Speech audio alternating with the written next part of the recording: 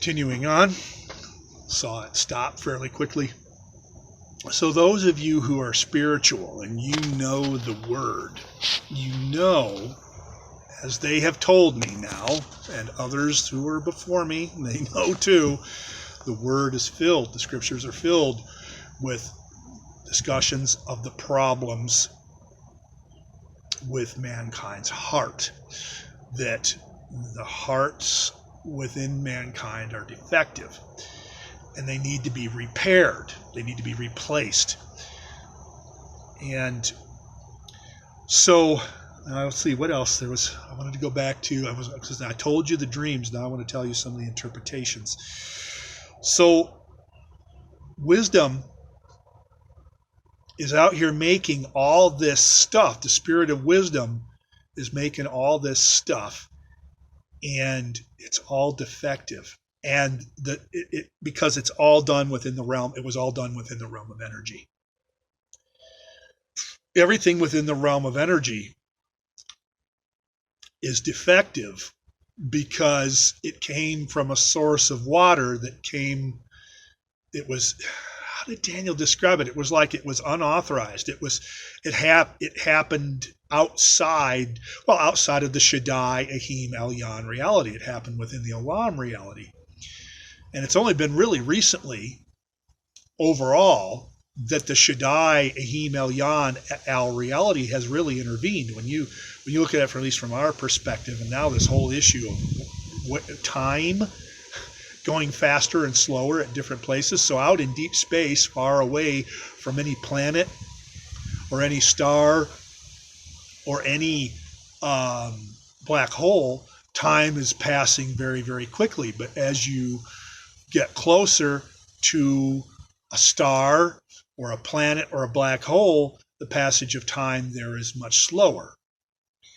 So just how much time has passed. But anyway, from the perspective of us here on Earth, the galaxies, this reality, the 4D reality is 13.8 billion years old.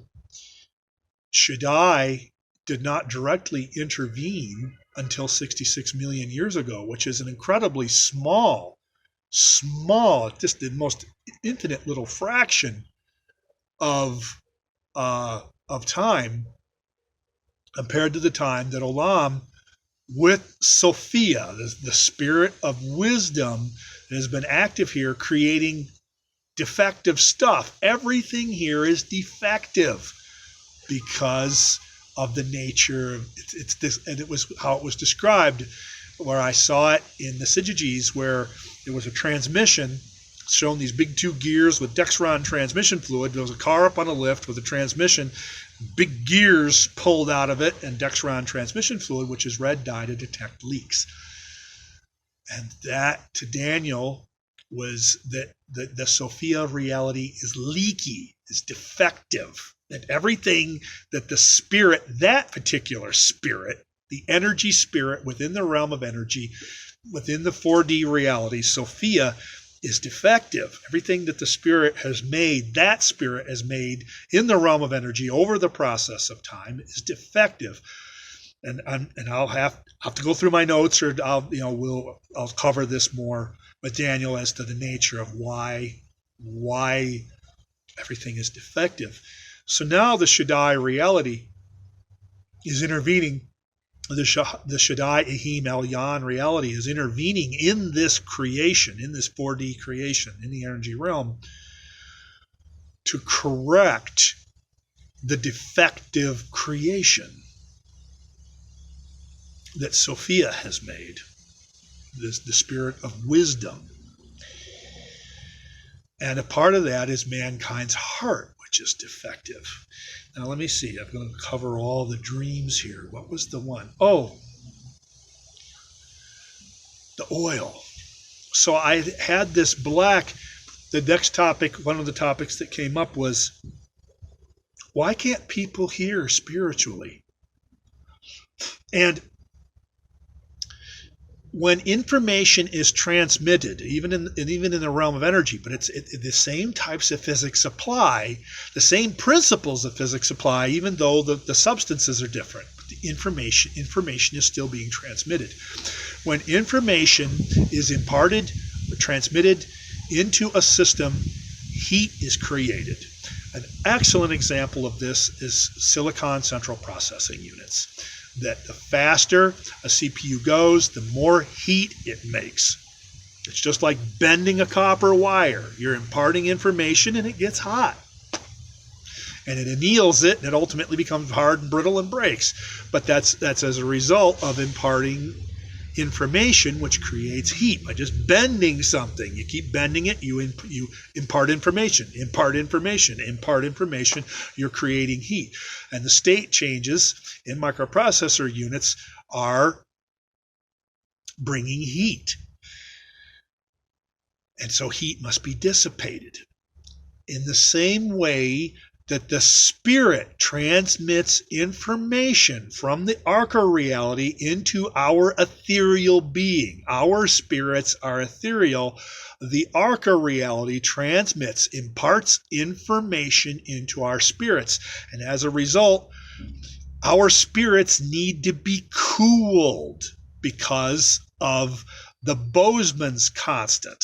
It affects our reality. Everything on this order side of Erebus is at the positive or negative Boseman's constant. We have the negative Boseman's constant, whichever one where heat is dissipated. And I should know and I don't. Heat must be dissipated. And so CPUs require cooling. And of course they have protective mechanisms built into them that if they get hot, because of a lack of cooling, then there's a throttling mechanism which slows the clock frequency of the CPU down to reduce the impartation rate of information. It's a closed loop servo mechanism to protect the CPU. So if the CPU gets hot, the clock speed is reduced, which reduces the amount of heat because heat is not being removed sufficiently quickly enough from the CPU. And this has to do, again, with the Boseman's constant and the necessity that heat must be removed because information is being imparted. If information is not being imparted, the CPU is at rest at between 0 and 5% CPU utilization, then not much information is being imparted. The CPUs, many CPUs now for quite some time now, are all variable speed. Have been for 10 to 15 years now, variable speed CPUs, certainly since the Core series processors, the Intel cores, and I don't know when the AMD CPUs started doing this, but variable speed CPUs that when not much information is being imparted because the amount of silicon and the number anyway, it's fixed. There's a fixed, something has to be fixed, and the CPU is the fixed item.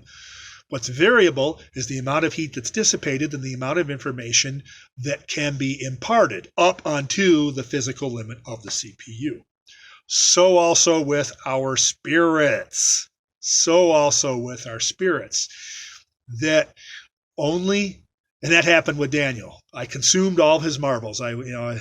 This was all guided tour, so I had dozens of dreams and visions to impart to Daniel. Chet wasn't going off into the power reality. Chet's pretty much been good boy over in the Arca reality like he should be, because they were like, bad boy, stop going over in the power reality so much.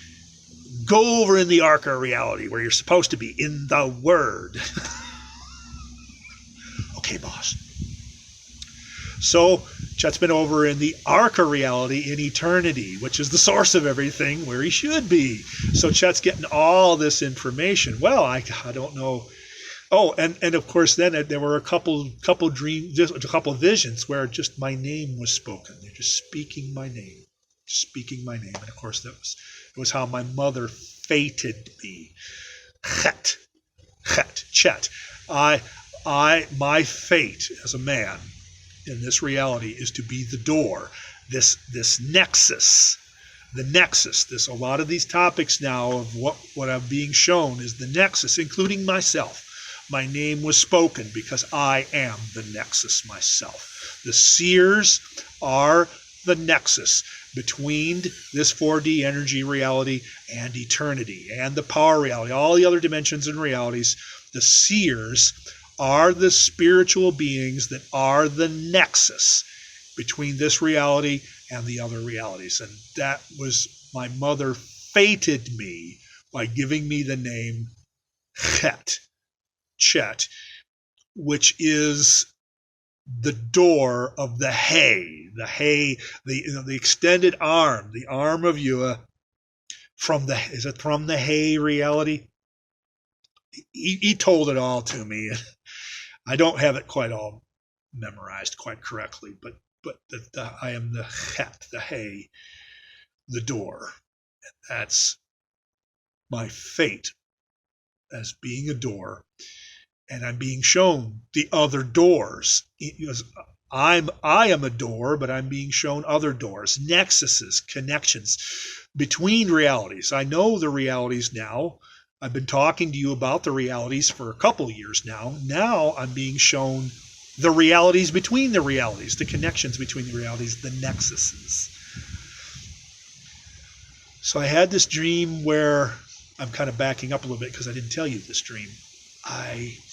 It seemed like I was in an airport, and there were many people coming, moving, traveling, but there was a lounge. There was a lounge there, and it was very, very dark, and I came into this lounge, and there was a woman there. She was an airplane captain. She had 4 big white bars on her shoulder, of how my mind perceived her. And I thought, what's she doing here in this lounge? And actually, she was kind of miffed at me. She was kind of like, I wanted to talk to her, and she said, it's the most important thing. But she's kind of waving me away, like she didn't want to be bothered with me. And then I talked to her for a little bit. She told me that, the most important thing, and then she didn't really want to talk to me anymore. And of course, there were all sorts of other people here. I didn't realize how important she was. She was the center of it all. Because Chet was on the river Styx again. Yeah, this is kind of like what would be known as the river Styx. And Daniel told me, you've been there before. I remember telling some of my very close friends, Chet took a trip on the river Styx. Yeah. And where did he go? The Bob, the way. Is it the bridge? Is it the river, or is it the bridge? There are 2 ways of the Bob of the Elyon. Bob Elyon, the way of the Spirit. Is it the bridge that you're on, or is it the river you're on? Which way, how, what is the means of your travel in the realm, in these spiritual realms? And then there was a doorway there to another place there in this. It was like I was in a lounge or a bar of an airport. But there was a bed there. There were chairs. There was a bed, and it was empty.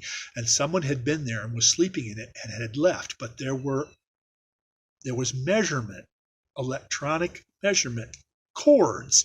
There were a couple cords that had been left laying on the bed. They had left these cords behind. And then I went through the door. It was light. There was light down. It was interesting, like theater lighting, very low down towards the floor. No light up anywhere up high. All the light down low, lights very low at the floor. Very well lit floor, very dim, but very well lit, like theater lighting is. And the light, there was this empty bed where somebody had been there and had left. And there were these red electrical, like a scope probe or a meter probe, measurement devices, measurements. And then I went across the hallway to another room, very well lit, big, huge square, the ones where you could put your hands up on them. They're like this, where your arms are up on the side, this high, big, huge square chairs, whatever. But the dream ended. And Daniel said, well, you were in the Nexus. This was the first dream, if I remember correctly. Not that long ago, only a couple, maybe 2 weeks ago at most. I could give you the exact date. It's in my dream log. I was at the Nexus of the place where the dead come, and the spirit, who's this woman? It's the spirit. Why was she miffed at me? You're not dead. What are you doing here? She's the one that looks upon those that have died, and the decision is made, do they go to Sheol, do they go to hell, do they go to the grave, or do they go to paradise? She's the one, the spirit reality, that looks upon mankind after mankind passes and decides, does he go to the grave, to hell, to Sheol, or does he go to paradise? And that this place, what I perceived as this room, was the nexus, the place, the junction. He says it's like a Y, a fork in the road. It's a place, but it's not a place, where the people, all these people are traveling. I was amongst all the people who had died. All these people, all this movement I saw with people traveling, they were all people who had died. Well, I wasn't dead. I'm alive. And that's why she was kind of like, what are you doing? You know, her attitude was kind of like, what are you doing here? You're not dead. Go away. You're not dead. What are you doing here? So, but the bed and the measurement probes, who was there? Yahuah HaMashiach of Nazareth, that plan of redemption that I've been talking about. Anybody who's spiritual should know something about a plan of redemption for some reason, or what or why. That the Messiah was here. He had come. He was dead, but he went back to the land, to the place of the living. But he left behind measurements, measurement tools. He is the one that we are measured against. He provided the spiritual reality of Yahuah HaMashiach of Nazareth in his death and his resurrection, imparted to this nexus, this place of who goes to the grave, who, hell, Sheol. It's all the same place. A box. I say that, a box. I'm thinking of the reimagined 2003 to 2010 Battlestar Galactica, if any of you have watched that science fiction series, the boxing facility. All the sixes have been boxed. Okay? Well, the earth has a boxing facility in it. They've all been put in the box. They're in the grave. They're in Sheol. They're in hell. The box. And this is the place, this nexus, this place where I was the place where the Mashiach, where Yahuah Mashiach of Nazareth came, Yahuah Al Ehim, so-called Jesus, as a part of the plan of redemption of mankind, because mankind being all defective for various and sundry reasons, even though the newest model is not supposed to be defective. All the previous models are defective as of just a matter of their creation, because they're all created by Olam. They are defective as a matter of what they are. If they are a creation of Olam, they just are defective. It's only the beings, if I've got my doctrine quite straight here, it's only the spiritual beings of the Shaddai reality, the bifurcated energy ethereal priestly beings, most of which are all defective as well, because they were like, put on a servant's garment and go to work and be a servant? No. I want to be a papist and join the Jesuits and live large. And they die spiritually and become homosexuals. Or atheists, because that's the nature of this reality, where they die, either the Shaddai reality in them dies and they go just under Olam, or the energy reality in them dies and they go solely under Shaddai. And either way they go, they become homosexual atheists. Certainly homosexuals, because they've lost the Hera Juno reality of the life side of Olam. Duality within duality within duality. I don't know if I've explained this. I've got charts and stuff I probably should put up, give you access to. Some of the people that have seen it have been like, wow, posted it up on 4chan, on Poll, on Politically Incorrect, which the archives are available on 4plebs. Just look for ARCA, A-R-C-H-A, ARCA. And they were like, yeah, this guy come along with his ARCA beans. They really didn't like me. But too bad. The arc of reality, that word, the breath, the I am, it's the source of everything there is. And so here's Chet with his arc of beans, whoever that was. They don't like Chet coming along with his arc of beans, the arc of reality. Too bad. That's what everything is. And just because you don't like the arc of reality, it is the source of your reality no matter what.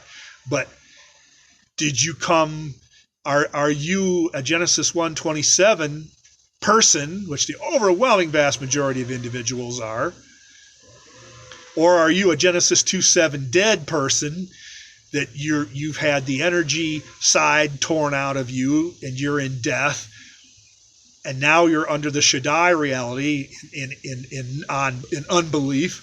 Or did you have the ethereal spirit part of Shaddai torn out of you, and now you're under the Olam side? So it's these three different groups of vipers, serpents, and wolves in sheep's clothing. They're all three different groups. And of course, then there was the one that was just under Olam all along. All three groups of bad guys.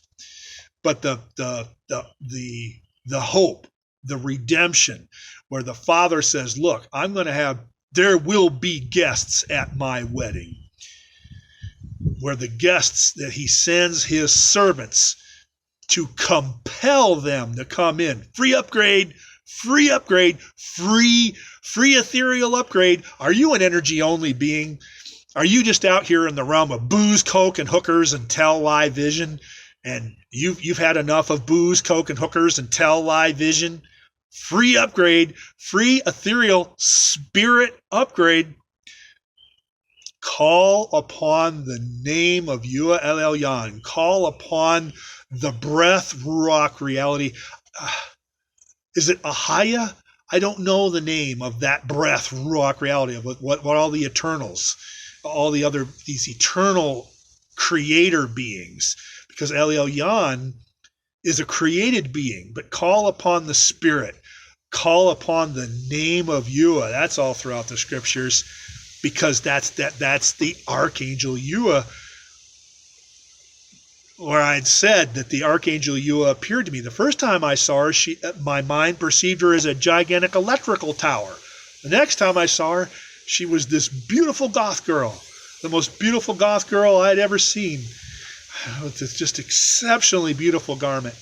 All these fastenings and multiple layers and straps and fasteners, and it was just such a beautiful, complex garment. And she held out her hand to me. She had a power cord, but it was black. It's like, wait a minute, it's Arca, but it's power too? What? And I reached out, I accepted it from her, and then boom, a whole bunch more fell on me. What's the interpretation of that? See, I didn't tell you the interpretation. What's the interpretation? That Chet has access to all the hexakiadechianity through the Archangel Yahuah reality. Now, I'd already had a dream before this where I'm just going to truncate the thing. This guy's pulling out this. I'm looking. There's some Amish people, and there's a field, and it's been freshly harvested, and it's the first cuttings, and it's cut down that low, and some people are chasing each other around in the field. There's 4 or 5 of these kind of Amish farmer guys kind of looking, and they're chasing around each other in the field. And I turn. I'm not even interested in that. And then I see this hill that kind of goes up, a gentle slope of very wide, still very, very flat land, but there's this gentle slope that went up in elevation about 15 feet at about 20 or 30 degrees. And up on top that slope and then flat again was a big, beautiful farmhouse and trees. It was just so beautiful to look at. But now, wait a minute. Down below, in this lower level, is this white tree. Completely white. It's a tree, the stump of a tree. It's a tree. It's only probably 6 feet high. It's got branches this big around. It's got about 6 or 8 of these great, big, gigantic white branches come out of it. And this guy is rocking this thing around. He's got, it's a tree. It has no bark, no leaves, no nothing. It's just this white tree. It could be like a dead tree. Have you ever seen a tree that's completely dead, the bark's all falling off the tree and everything. It's just nothing but a gigantic mass of widowmakers. And it's so bleached that the wood is becoming white now, grayish white. This tree was completely white. And this guy rocking this tree back and forth. It's got these big freaking huge branches coming right up. Just the trunk is only like maybe this high, or didn't even have a trunk. I've only been a few trees I've seen like this. It just comes out and it's all these different branches. But no, it had big branches sticking out of it, but it had this big trunk too. Anyway, this guy eventually yanks this tree right out of the ground, and I'm looking at the hole left by the tree, and there's 6 power conduits down there. 4 4-inch conduits and 2 2-inch conduits. And then the interpretation, what was the tree? Chet. The tree was Chet. Yanked me out of the ground. And what was Chet connected to? Chet was connected to the 4 L's and the 2 archangels. Chet, which I've known for a long time. I have Michael and Abaddon. You ever seen the guy with one dude on one shoulder and another dude on the other shoulder? He's got this angel on one shoulder and the devil on another shoulder. Yeah, that's that Michael Abaddon reality. They are with you all the time. You don't got to summon nobody. They are there full time all the time. And then the 4 L's. And so if I remember correctly, I got to go back and read the interpretation. But if I remember correctly, at that point, I was being told I had direct access to all 4 of the L's and 2 of the archangels. Because I was asking because a couple of years ago, I was just kind of really starting to meditate on the Hezekiah Dekianity. I'm like, well, I haven't seen this one, and I haven't seen this one, and I've seen this one, I've seen this one. I got these 2 with me all the time. I haven't seen this one, I haven't seen this one, I haven't seen this one. And then over time, because I remember I had never seen the Archangel Yahuah. Boom, okay, here comes the Archangel Yahuah. Gigantic electrical towers, power. But then when she came and handed me that power cord and all those power cords landed on me, what was the interpretation of that? Yes, a spiritual upgrade. Because before that, I only had access to 6 of the gods. And the interpretation of this was, no, you got access to everything now. Through the Archangel Yod-Heh-Vav-Heh, you have access to the entire Hezekiah Dekianity. That's what that. Was that a dream or a vision? Must have been a dream. They were coming to tell me, through the Archangel Yahuah, the creator being, you have access to all the other beings. And it's that same breath, ruach reality. That's that same behind I'm being shown. See the behind here? Yeah. See this woman's behind? You can't see the front of the woman. You see the front of the woman, you die. Okay, so you only get to look at the behind of the woman. Anybody like looking at women's behinds? Don't go there. So this is the spirit reality of the breath, the ruach, the creator being. Looks like a behind. Well, that's what it says in the scriptures. You can only look at the behind. You can't look at the front of this being. So she came to me in the Archangel Yod-Heh-Vav-Heh reality, handed me Ark of Power together. That's what that was. I'll have to recover, because sometimes I go over Daniel with a dream 2 or 3 or 4 times, because I was, information. And I say, well, who said that? Sometimes we know which, we know individuals who are identified, but sometimes it's just information coming in. We don't know. We don't ask. We don't ask who it came from. Very rarely does Olam show up. Olam and Abaddon and the Calf Seraph don't show up very often in my realities.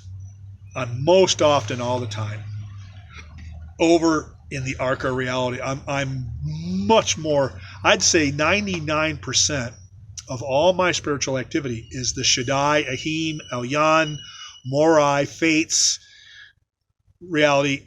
Only like probably twice a year on average does Olam, or I did see the angel of death about 3 months ago, but the angel of death did not come to me.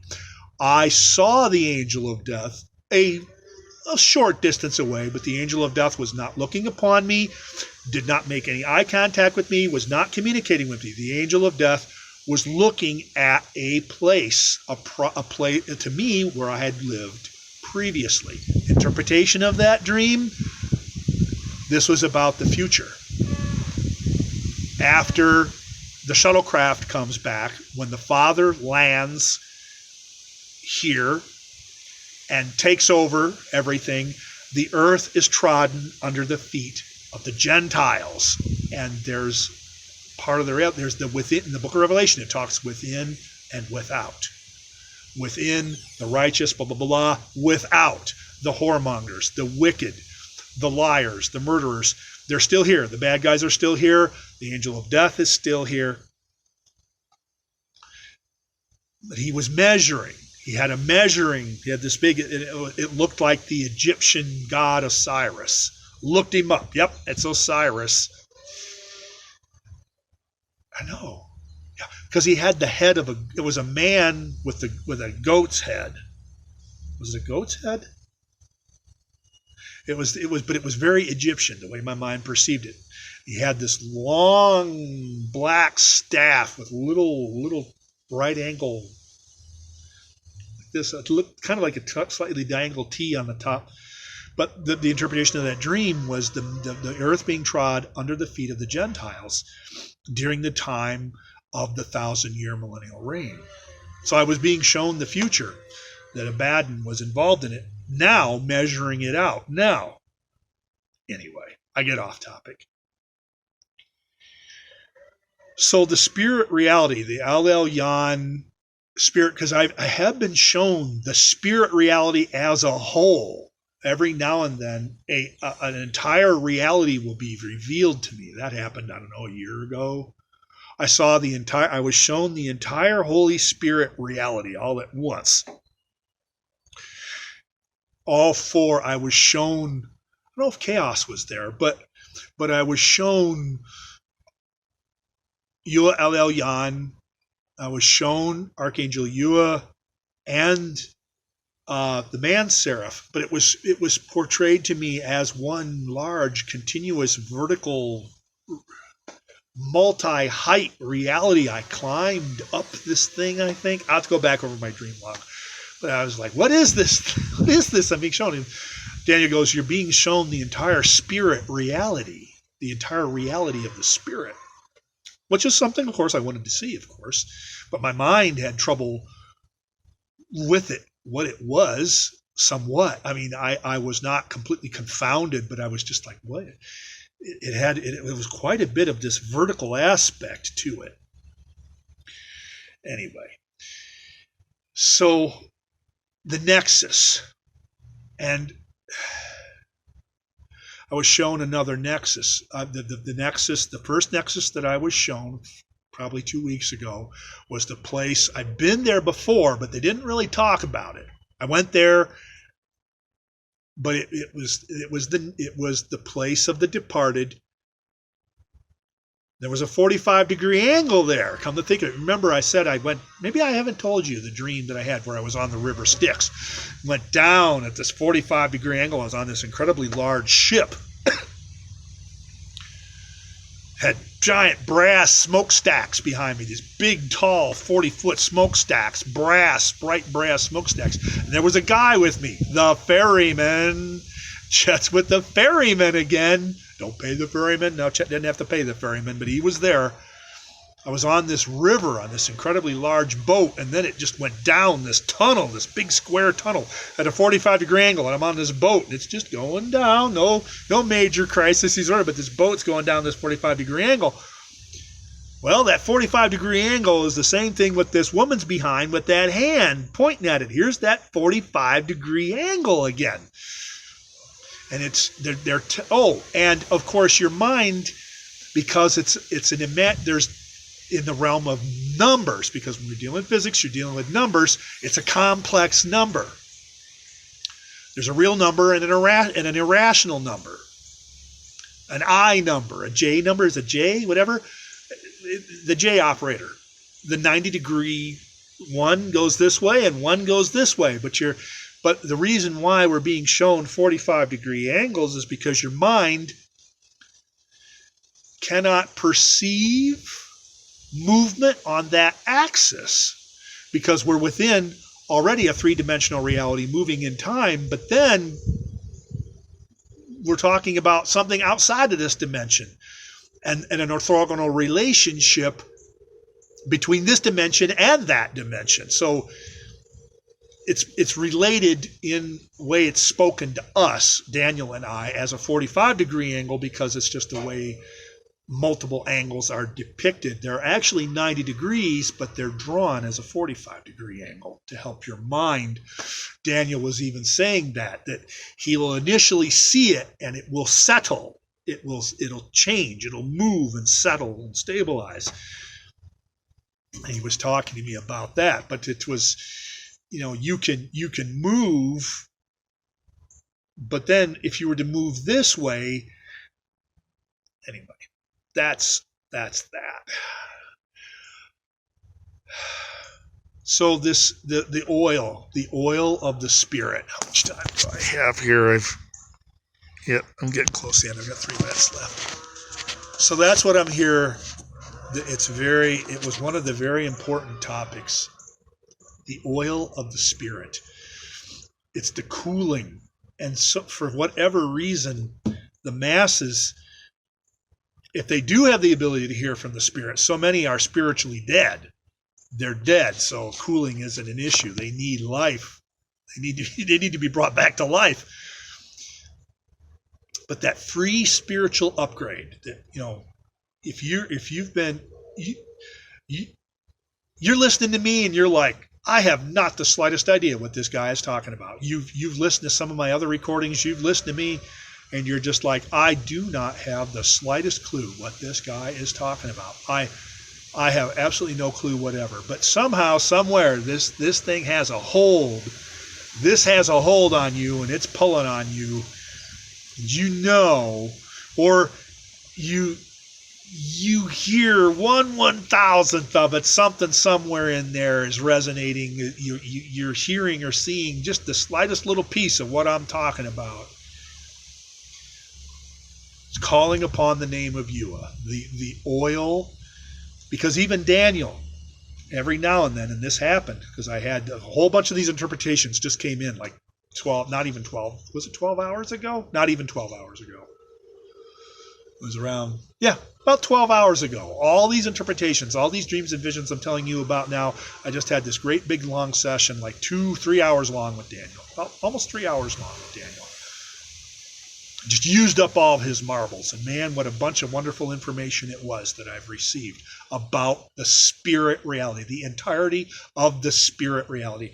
And that's where Yahuah says that those that worship me must worship me in spirit and in truth. So, as I had said before, the Spirit is out here, warning.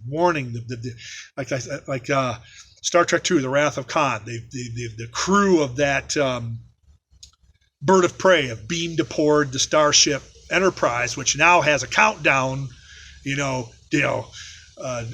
going on to blow the ship up, self-destruct, and they're all wandering around in here, and only the captain is left aboard the bird of prey, and all his entire crew has come aboard the Enterprise as a prize crew. And his executive officer is like, "Nay, my lord, there's no one here. It's abandoned. There's computers, and there's a voice." And then the captain says to his XO, "Well, let me hear it." And he hears it counting down, and he goes,